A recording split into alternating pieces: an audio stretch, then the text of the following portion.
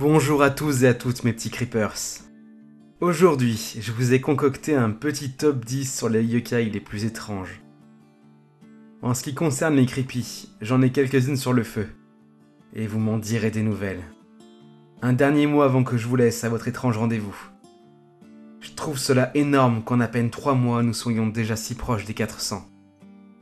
Ouais, je dis ça à chaque fois, mais voilà, vous me surprenez de jour en jour. Objectif 400 pour juin.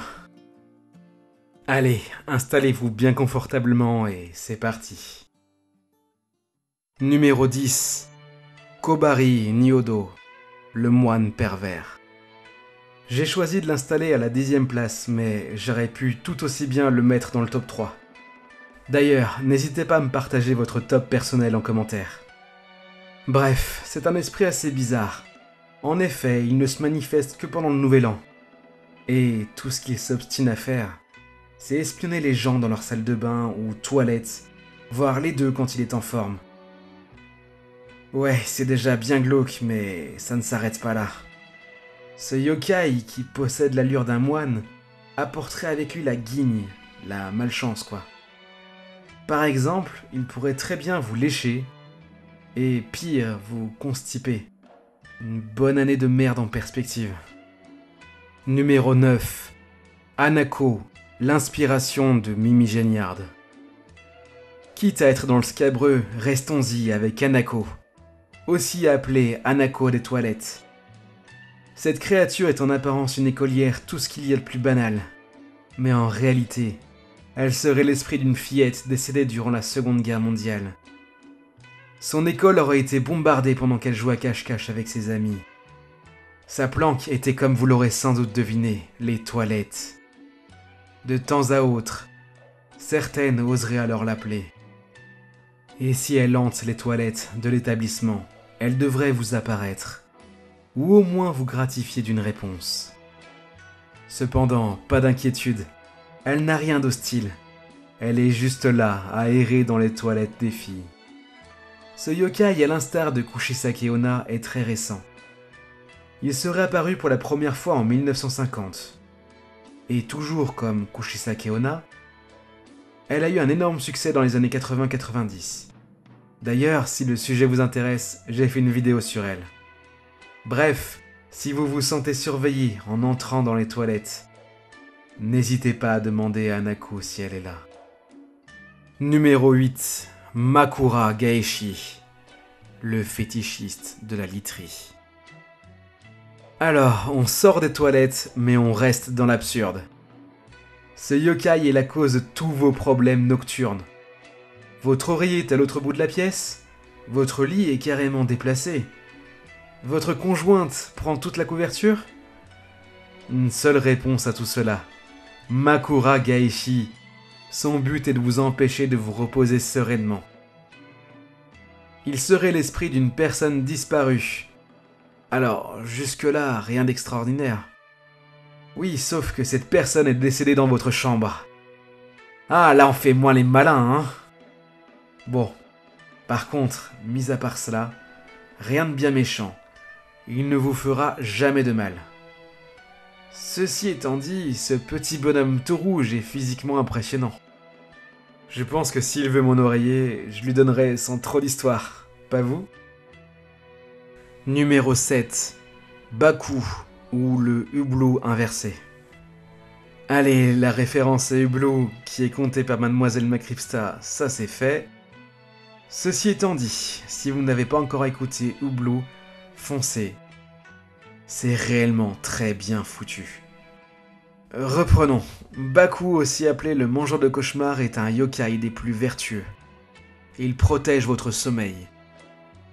Si vous vous réveillez d'un mauvais rêve, il suffirait de dire 3 fois « Je le donne à Baku » pour que ce dernier apparaisse et le dévore, effaçant ainsi le souvenir même de ce mauvais moment.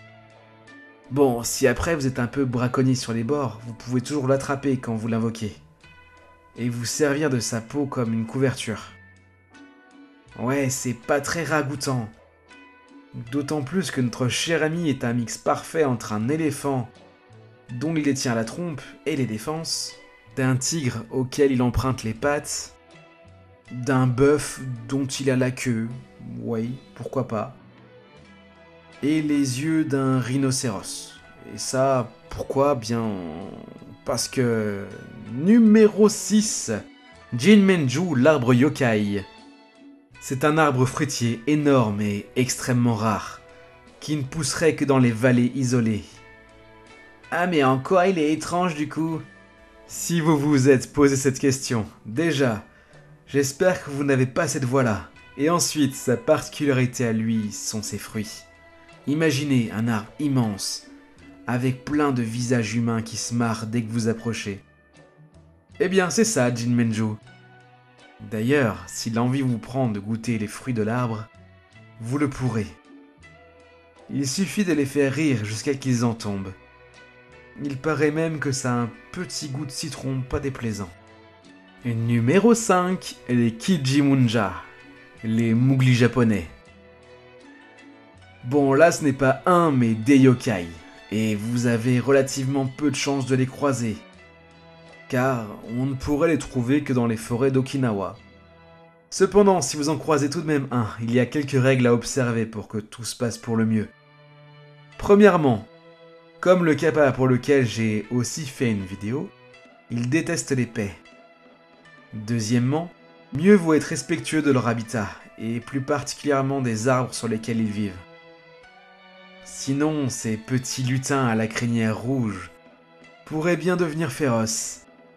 Et troisièmement, si vous voulez vous en faire des amis, vous le pouvez, tant que vous ne leur amenez pas des pieuvres, des poulets et des marmites.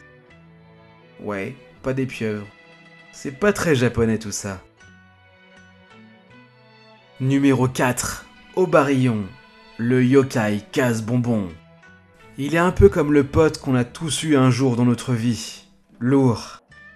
Il apparaît de nuit et principalement dans les forêts. De plus, ce traître attaque systématiquement dans le dos. Difficile donc de le décrire. Selon certains, il serait un peu comme un enfant trop gros, mais avec une consistance étrange, un peu comme un nuage. Ce gros boulet attendrait les randonneurs pour leur sauter dessus et se laisser porter. La malheureuse victime finira toujours par ralentir, jusqu'à s'arrêter totalement.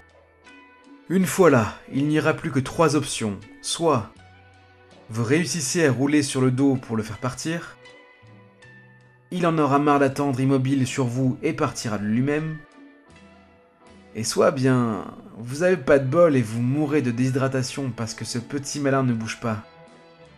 Bref, un gros lourdingue. Et attention, on rentre dans le dur avec le top 3. Numéro 3. Kuro Kamikiri. Votre coiffeur le déteste. À la fin du XVIIe siècle, un monstre semait la terreur dans les rues japonaises. Imaginez juste. Vous marchez dans les rues, arborant fièrement votre chignon, symbole de fierté de l'époque. Et là, un espèce de gros Wookie tout noir, armé de ciseaux, vient et vous coupe vos cheveux en un éclair, sans même que vous vous en rendiez compte. Il fallait attendre d'être arrivé chez les amis ou chez soi pour que vous appreniez la tragique réalité. Certains en tombaient à la renverse. Un vrai monstre, je vous dis. Numéro 2. Tofu Kozo, l'ennemi juré de l'inspection sanitaire. Le garçon au tofu ressemble à s'y méprendre à un enfant en bas âge. On lui donnerait les clés du paradis sans aucune difficulté.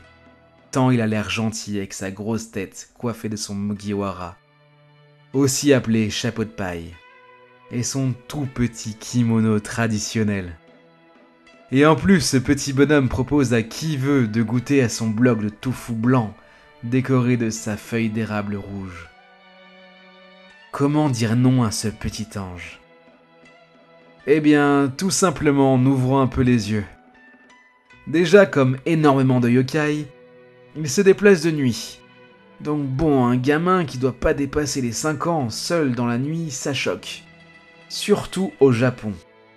Malgré tout, toutes les années, de nombreuses personnes se feraient piéger et goûteraient à ce plat. Et là, c'est pile ou face. Soit tout se passe bien et vous n'avez aucune séquelle, remerciez votre bonne étoile. Soit bien, un champignon se développe dans votre estomac et grossit jusqu'à vous tuer. Quand on vous dit que l'hygiène des aliments c'est important. Et enfin, celui que vous attendez tous. Enfin, pour ceux qui sont restés du moins. Le number one of the dead. Est... Nourarion, le petit vieux qui vaut mieux pas emmerder. Alors lui c'est un cas à part. Il est probable que vous le connaissiez grâce à l'animé Nourarion no Mago, ou en français Noura, le seigneur des yokai. Et cela tombe plutôt bien, car il est bien le seigneur de tous les yokai. Mais sa majesté n'en est pas moins farceur. En effet, cet élégant mais néanmoins minuscule vieillard à la tête hors norme, arborant un kimono de soie noire, aime se rendre chez les gens à leur insu. Plein d'assurance, il s'installera à votre table pour se servir un bon thé chaud et s'allumer une clope tranquille pépère. Il est tellement à l'aise qu'on pourrait tout de suite croire qu'il est le propriétaire légitime de votre maison. Ceci étant dit, il n'est pas mauvais et il aime juste votre confort. Qui plus est, il vaut mieux éviter de l'emmerder, sachant qu'il dirige une armée d'une centaine de yokai. Et voilà ce qui conclut ce top 10 des yokai les plus étranges. Si vous avez aimé, n'hésitez pas à me le signaler en commentaire. Si cela vous plaît, j'en ferai sur d'autres thèmes. Les mots du jour à placer en commentaire sont étrange, curcubitacé et pyjama. Voilà, je vous souhaite une bonne chance mes petits creepers. À bientôt pour un autre étrange rendez-vous.